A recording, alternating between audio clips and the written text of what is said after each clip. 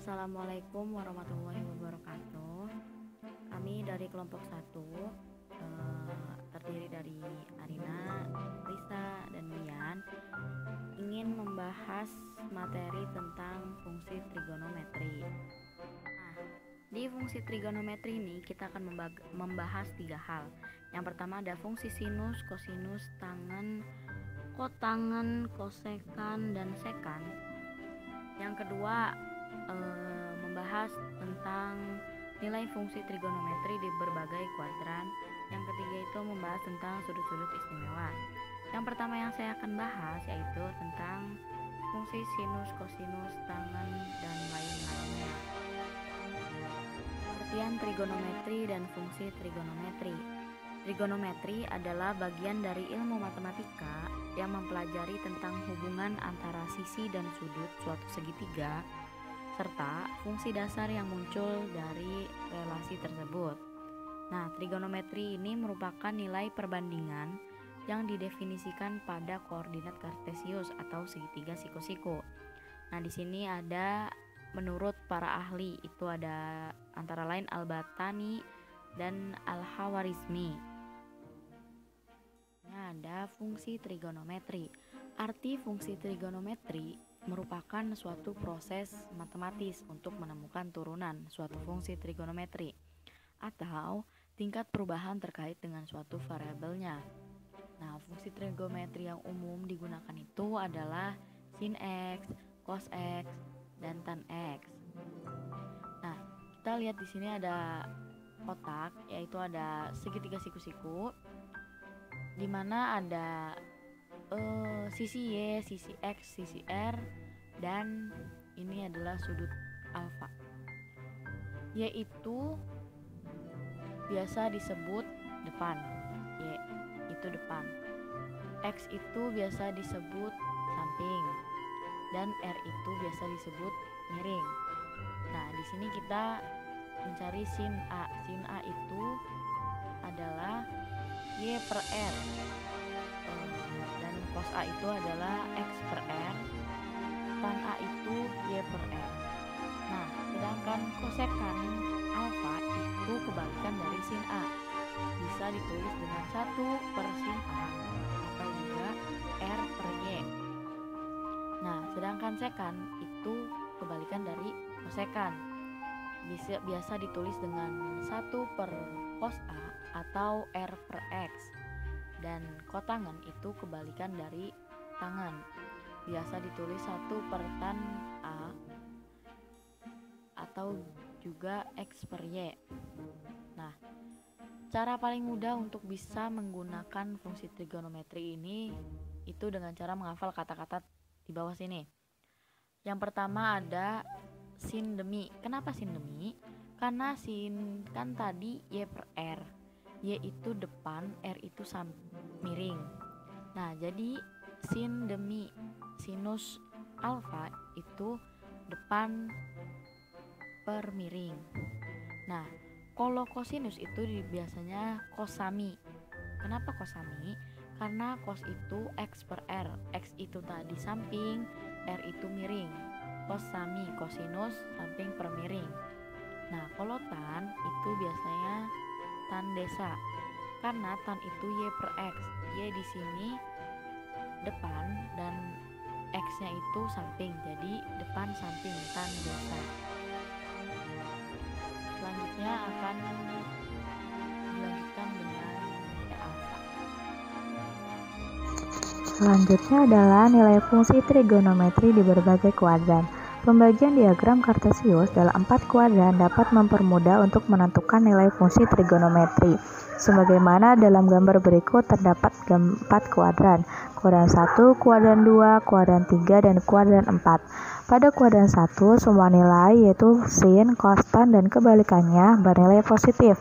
Dan fungsi trigonometri pada kuadran 2 yang bernilai positif hanya sin dan kebalikannya yaitu kosekan.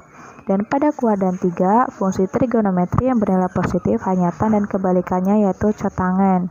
Sedangkan pada kuadran 4, fungsi trigonometri yang bernilai positif hanya cos dan sekan.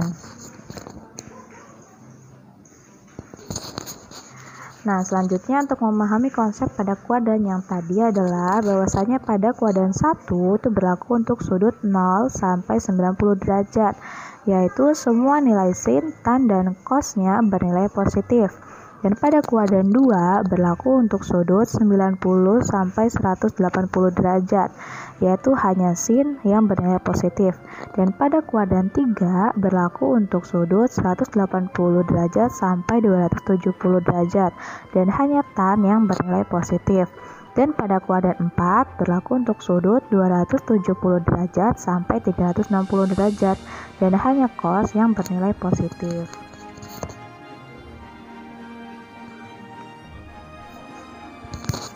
Selanjutnya ada contoh soal. Yang pertama, hitunglah nilai cos dari 210. Cos 210 berada di kuadran 3, yang artinya adalah hanya tanlah yang bernilai positif. Maka cos pada kuadran 3 pasti bernilai negatif.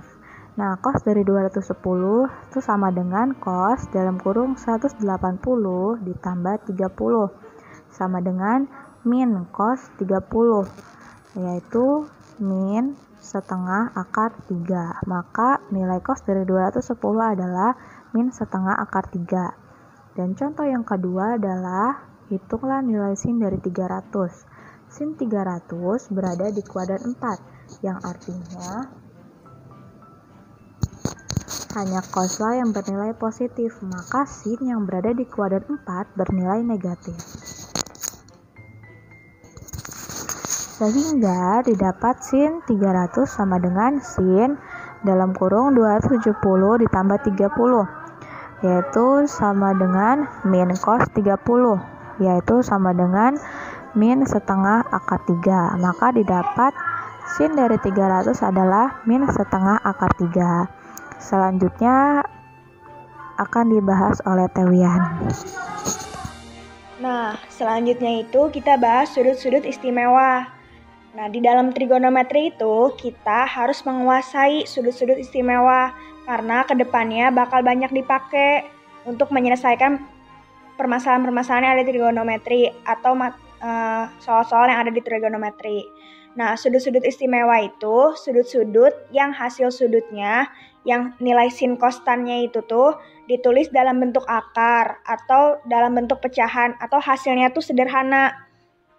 Makanya dibilang istimewa tuh karena hasilnya sederhana, sedangkan sudut-sudut yang lainnya itu hasilnya lebih kompleks atau rumit kayak gitu. Nah, di sini kita bisa ngelihat sudut-sudut istimewa yang berada di kuadran 1, kuadran 2, kuadran 3, dan kuadran 4. Nah, kita bisa ngelihat kan di sini nilainya itu sudut 0 derajat itu berapa, sudut 30 derajat itu berapa, dan seterusnya kita bisa lihat di sini hasilnya berapa. Nah, jadi kita cukup menghafalkannya saja. Tetapi kan kalau ngafal mah kadang ada lupanya gitu kan, tanpa tahu dasarnya nih. Nah, makanya sekarang nih saya mau ngasih tahu cara nginget yang mudah itu seperti apa. Sekarang saya mau ngasih tahu cara mengingat yang mudahnya. Nah, di sini saya mau ngambil kuadran 1. Kuadran 1 dulu maksudnya. Nah, di kuadran 1 ini kan nilainya positif semua. Jadi nanti nilai sudutnya ini, nilai sudut istimewanya itu bakal positif semua. Kalau misalkan dia ada di kuadran 2, nilai sudutnya itu yang positif hanya sin. Kalau misalkan di kuadran 3, yang positif hanya tan. Dan di kuadran 4, yang positif hanya cos. Nah, cara mengingatnya itu, dari sudut 0 sampai 90 derajat ini kita bikin setengah akar dulu. Akarnya kita kosongin dulu. Ini untuk sin ya. Nah, kita kosongin dulu nih akarnya. Terus kita masukin angka 0 sampai 4. Ini 0. Ini 0, 1, 2, 3, dan ini 4. Nah, sekarang kita dihitung. Untuk bisa tahu nilainya kan kita harus ngitung nih.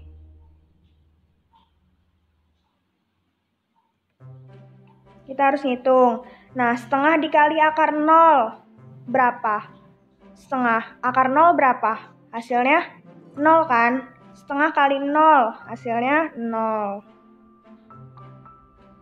setengah kali akar 1. Akar 1 hasilnya 1. 1 kali setengah jadinya 1/2 atau setengah.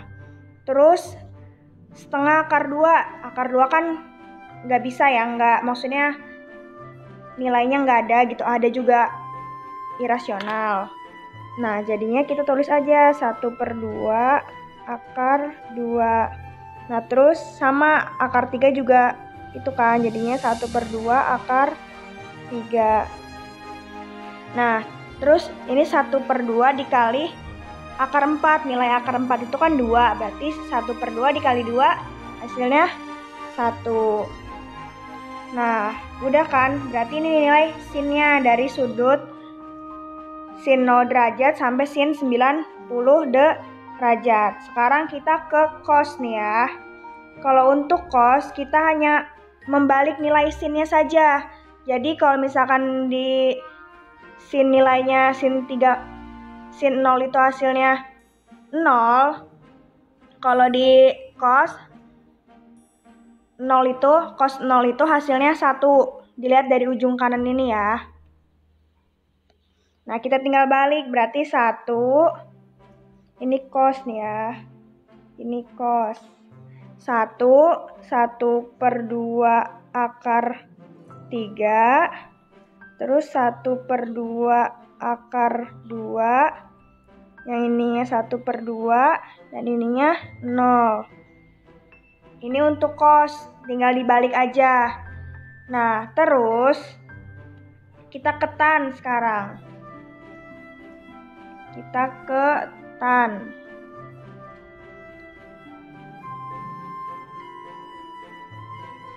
Kita ke tan.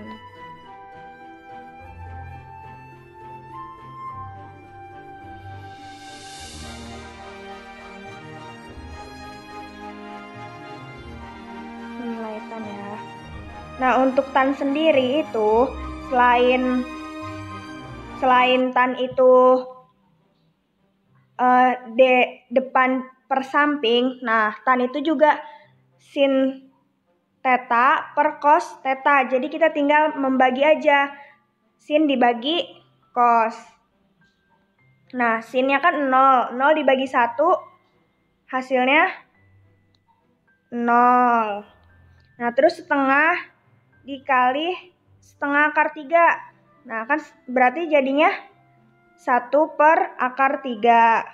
Nah, kalau mau dirasionalin juga bisa. Jadinya 1/3 akar 3. Nah, terus ini setengah akar 2 dibagi setengah akar 2. Hasilnya pasti 1. Terus ini 1/2 akar 3 dibagi setengah. Jadinya akar 3. 1 bagi 0. Segala bilangan yang dibagi 0 itu hasilnya tak hingga.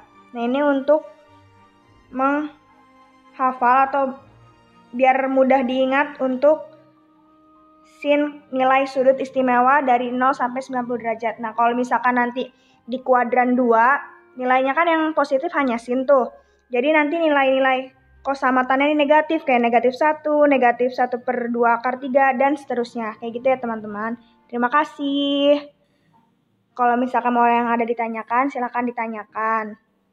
Mungkin cukup sekian dari kami. Mohon maaf apabila ada kesalahan, karena di sini juga kami sama-sama belajar. Kalau misalkan kita ada yang salah, kalian boleh koreksi kita, ngasih tahu kita agar kita semua bisa tahu yang benarnya itu kayak apa. Terima kasih. Wassalamualaikum warahmatullahi wabarakatuh.